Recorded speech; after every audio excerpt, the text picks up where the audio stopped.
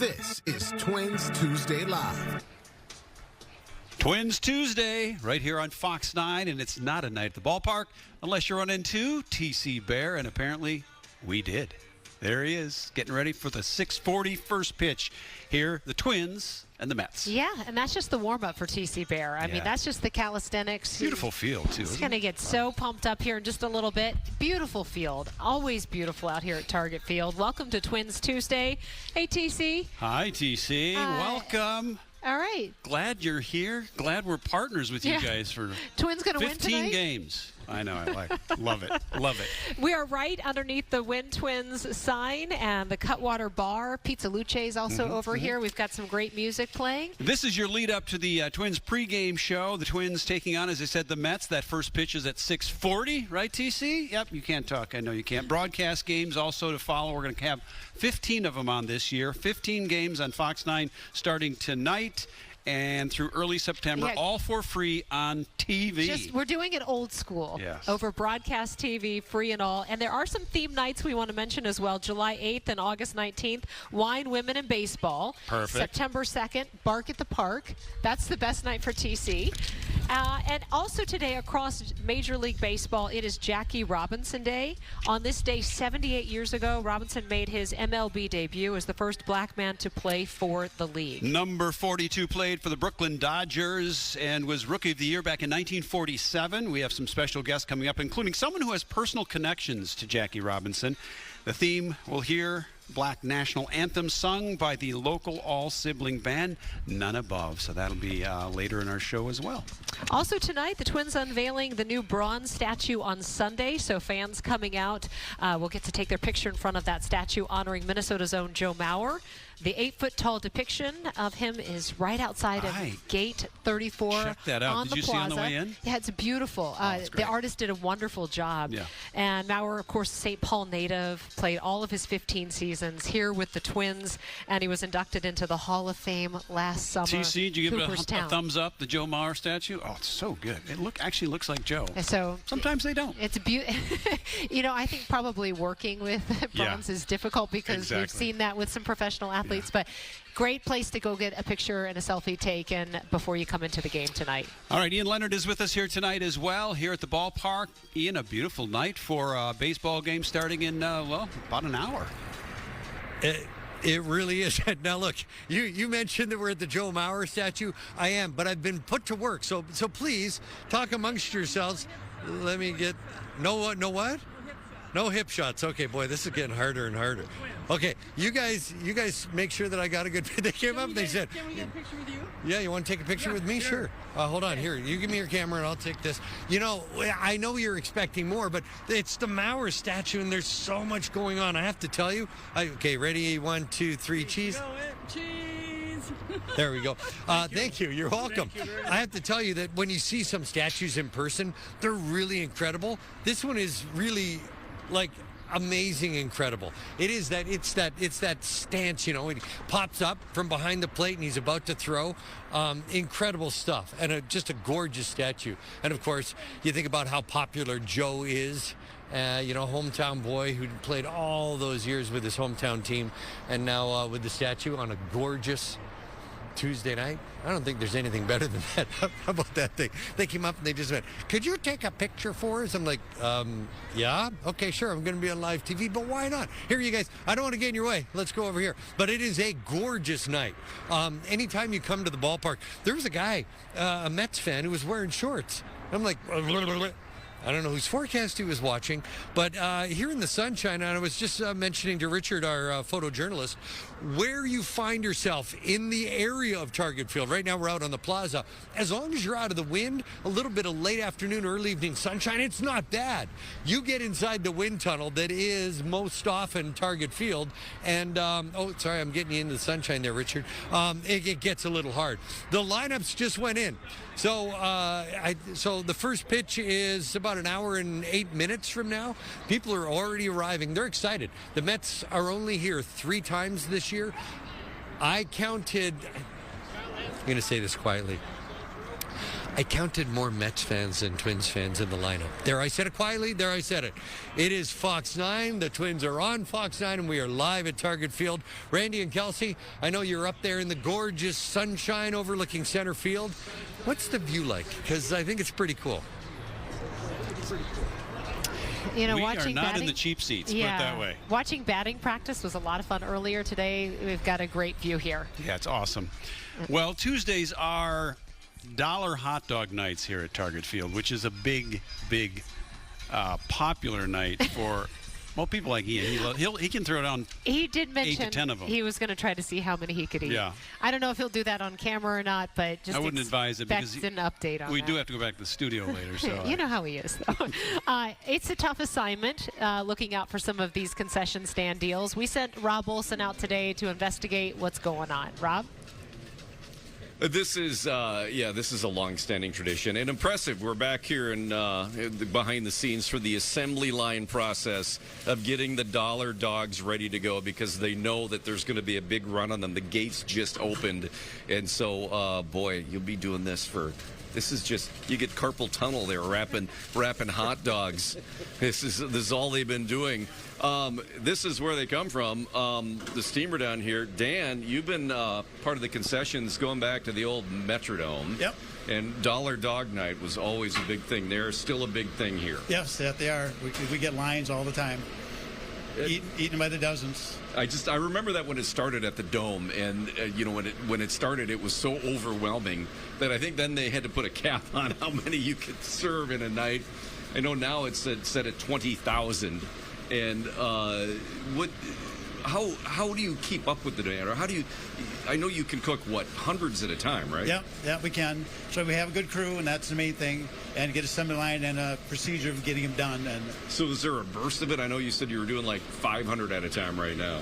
Yep, because the first wave just before the game starts, and the walk up, and then into the first inning. That's the big rush. And you said you have people having contests? Yes, like college kids eating one every inning. One an inning. Or how many at a time? Like how many at a time can they eat? Yeah, like 4 or 5. 4 or 5 at a time? Yeah. There's a guy right here who could eat 4 or 5 at a time. I don't know. Funny running into you guys here in the kitchen at Target Field. What are the chances? It's a big stadium. I here. know. I mean, it's just wild. This is here he the is. kitchen I walk through, and there you guys are. Yeah. There's my grill cook. Oh, really? There you go. You're going to be putting some in the steamer here. Okay, let's go. Okay. You tell me what to do, and I'm doing it. All right, there you go. Dollar Dog Night. Thanks. They're telling me we're out of time. Okay. Because we're too distracted by the hot dogs. Excuse me, I'm just going to check the quality of the dog. There you go. Have fun tonight. Dollar Dog Night. All right, Randy, Kelsey, back to you. We'll bring you some dogs. that'd be great. Oh, thank you. Yes, the lines will be long, so pack your patience for those, but they're worth it. All right. As we mentioned earlier in the broadcast, it is Jackie Robinson Day across Major League Baseball. The players, the umpires will be wearing number 42 tonight. And joining us tonight is Frank Wright. I want to read through this because there's a lot here, Frank. You're involved in a lot of stuff. Coach and coordinator of the Twins RBI program, Reviving Baseball in the Inner Cities, right? Founder of the Minnesota Black Baseball Project and author of They Played for the Love of the Game. Welcome. We appreciate you being here with us tonight. What's your connection to Jackie Robinson? I think just my connection is an interest in what a great player he was, but the other connection is that the player that he replaced at first base for the Dodgers was a gentleman named Howie Schultz. Howie Schultz went to St. Paul Central High School. He also went to Hamline University. And he also played for the Minneapolis Lakers in 52 and 53. 53, they were the champions. That group, Mikan and all of those guys. Mikan, yeah. And then he was my high school baseball and basketball coach. Oh. So there's that little connection again to Jackie Robinson and our local history here in Minnesota. Now, Jackie Robinson broke the color barrier back in 1947, but there were so many baseball players in Minnesota as well who were black and playing in the league, and you work to bring those stories out. And so tell us about the work you do here at the ball field, even with school children and with guests who come to do the tours.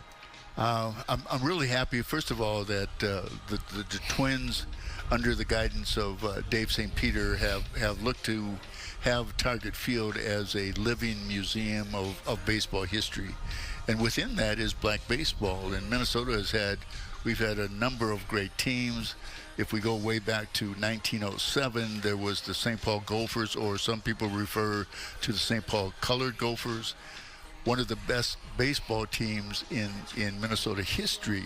In 1907, their winning percentage was like .838. They played over 100 games, played everybody, played the Saints, the Millers. In 1909, they were proclaimed the Black National Champions after a series with the Leland Giants in St. Paul. So there are a number of teams like that where we had great players. Unfortunately, because of the color barrier, they never could get to that next level. And until Jackie ends up getting signed in 45. I was just in Montreal. He played in Montreal in 46 and was MVP of the AAA International League, hit .349, and then he comes to the Dodgers in 47. So do you have a favorite modern era player that kind of sticks in your heart a little bit? I think Aaron Judge is such a beast. I just respect, again, him as a player. There are a lot of good players, and we've had a number of good players here. Byron Buxton, some of the older guys, so to speak, Tony Oliva, Rod Carew. Winfield.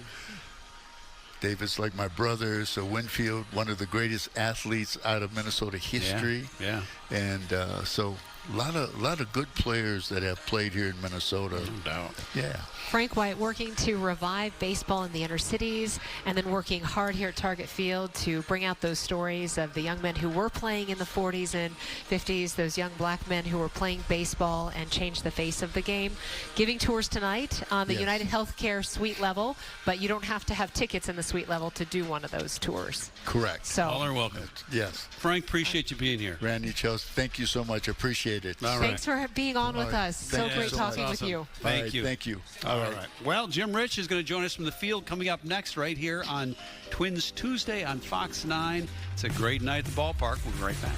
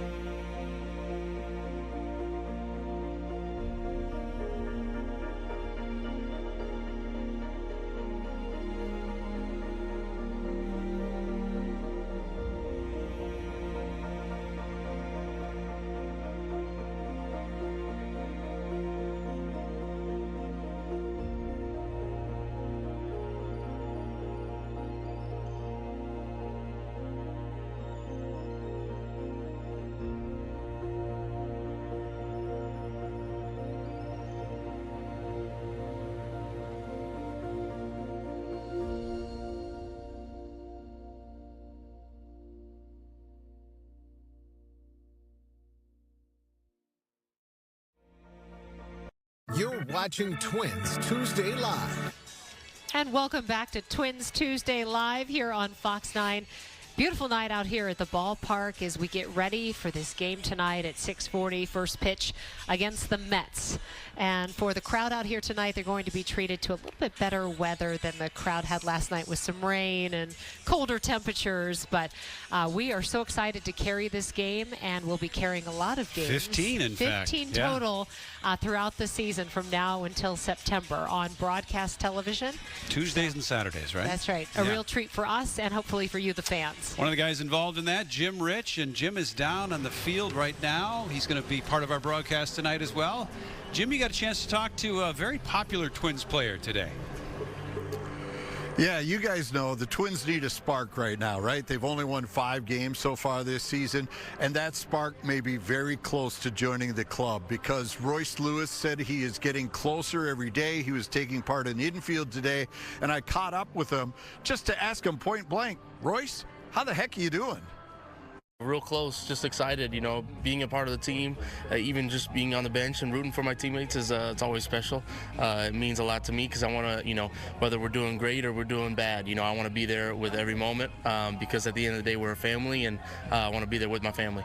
And it's got to make it so much easier, the rehab, when you're this close and you can be with your teammates and you can have these conversations and talk game and get your mind back into baseball and not just about how my body's feeling today. Yeah, absolutely. I mean, you know, you still have to deal with your own body and stuff, but you got your own workload that you do. You know, my day ends right about at BP time. So then at the end of the day, I get to be a teammate for, you know, the next 5 hours after that, which is great. And it helps me a lot because then I can just have fun and appreciate the reason why I love the game again. How surprised are you by the start of this team? Because you guys did all the extra drills, you did all the extra work in spring training to avoid something like this, yet it pops up. Yeah, well, that's just baseball. You know what I mean? We could do everything right and still be wrong. You can hit 100 balls at 100+ miles an hour and they can all be outs. Or some days you can hit a ball off the end of the bat for 20 miles an hour and it could be hits. So it's just one of those games that you got to play and you got to keep pushing. And that's why we have 162. If this was football, I'd tell you we're out of the postseason, but it's not. We got 162 games, so we got, 140+ more to go, and I haven't even got to play yet. So I'm just looking forward for my opportunity as well to get in here and hopefully help jumpstart this team. And just a few guys that I've talked to already are still very positive about this, you know, and you guys are out there taking extra drills again today to get this team ready, to make sure that you're doing everything possible as a team to make sure that this team can go on a run. Yeah, you know what, I think that's the reason why we're positive, is that we know we're doing everything we can. It's a hard game. We're running into our hard teams as well. You know, the Mets are coming in real hot and winning 9 of their last 11 with the pitching ERA is unbelievable. You know, our bats haven't got off to a hot start yet, but 15 games, you know, the next 15 games we could be the best team in baseball. So that's why we play the sport. We all love it. It's a game of failure. So at times it definitely sucks and you feel this, you know, right now going through this tough stretch. But at the same time, there's going to be really good stretches where I just hope the fans can understand that it's going to be a roller coaster. That's how baseball is. Even the best teams, you know, whether it's the Dodgers or whatever teams of last year where they win 100 games, they still lose 62 games. So if we've only lost 12, yeah, it looks bad early, but if we go on a streak of 20 in a row, now you look at the record and you go, oh, well, they're actually a good team. So you can't, you know, don't harp on the early struggles or the early successes. You know, you definitely have to ride out the whole season. Now, see, don't you guys feel better about the Twins already? Just hearing Royce putting it into perspective of where this team is and how early we are into the season and how much baseball is still ahead of us. So, Randy Kelsey, I figured he was the guy to get us in the right mood for this Mets game coming up here on Fox 9. Absolutely. He is a great player. If you're talking optimism, that kid is always the smile always a smile. Painted on his face. Thanks, Jimmy. All right, thank you, Jim. Yeah, throwing out the ceremonial first pitch tonight, Carl Rogan, and he is the grandson of Wilbur Bullet Joe Rogan. Bullet Joe was known as one of the best players in the Negro Leagues, playing for the Kansas City Monarchs. And Carl is joining us right now, and he has a powerful nod to his grandfather tonight with the Kansas City Monarchs hat and jersey on. Carl, thank you so much for joining us. Oh, certainly an honor for me. Thank you. And we want to talk about that first pitch as well, but first, tell us about the impact of your grandfather and the stories that you like to share with people. Well, I think the biggest stories is that he didn't look like a ball player. He was 5'7", 165 pounds. And if you lined up 10 ball players on the field and say, pick out which one was the best athlete, he would probably be the last one that he would pick. He just did not look like an athlete. He didn't look like a professional. And his mannerisms, off the field, he was just really low key. He was just laid back and that. But when I heard the stories and I listened to a lot of the people talk, and then I read just all of the things that were written about him, when he went on the field, there was a transformation. I mean, he was absolutely, a competitor, to the point where there wasn't any batter that he faced that he didn't believe that he could beat. And he did that to the point, he says, I would go to a batter and tell him what pitch I'm going to throw him, and I dare him to hit it. I mean, that to me is the ultimate of confidence and just your skill level. So the original trash talker in baseball. I love it. He even played in the U.S. Army, right? I was in, well, he did, yes. Yeah. 24th Infantry, and then when he was discharged, he re-enlisted in the 25th Infantry, which was considered the wreckers. And they were called that for one reason. They were almost unbeatable. Like in 3 years, they had something like a 65-3 record. They were considered the best baseball team in the service.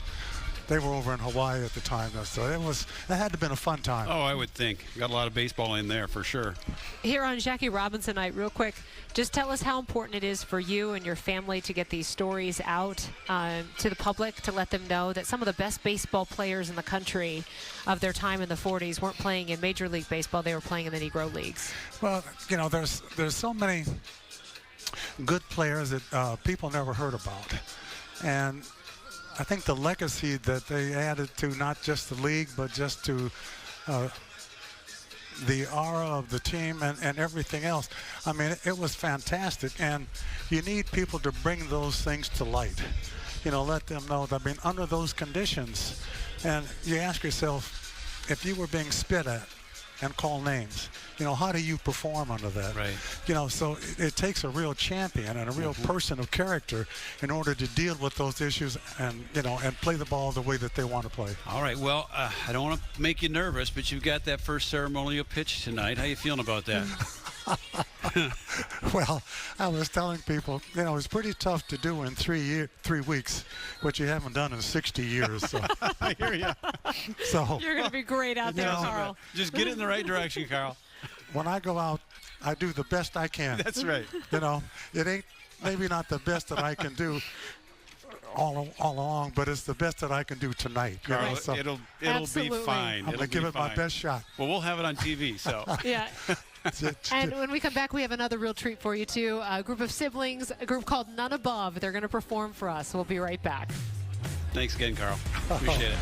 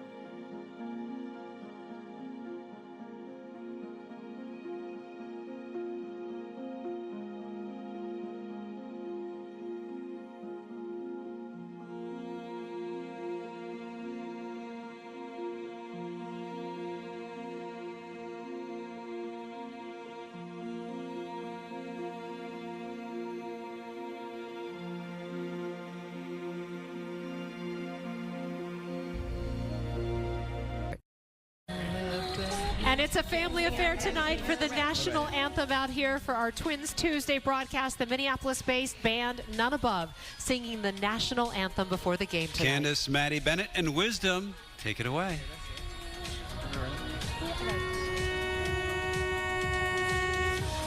Lift every voice and sing till earth and heaven ring with the harmonies of liberty.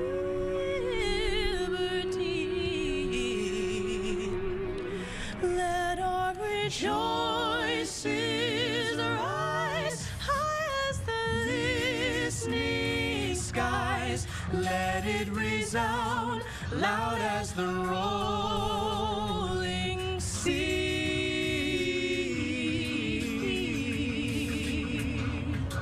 Sing a song full of the faith that the dark past has taught us. Sing full of the